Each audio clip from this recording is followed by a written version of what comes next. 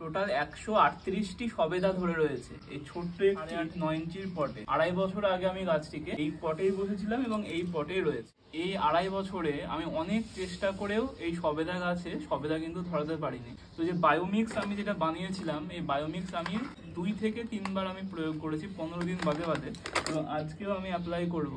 এবং এই বছর কিন্তু ফলগুলো সেট হয়েছে। প্রতি বছর ফুল আসে, প্রথম থেকে কিন্তু ফুল আসে। গাছটি যখন প্রতিস্থাপন করেছিলাম গাছে তখন ফলও ছিল, খেয়েও ছিলাম, ভিডিও ইউটিউবে করে দেওয়া রয়েছে।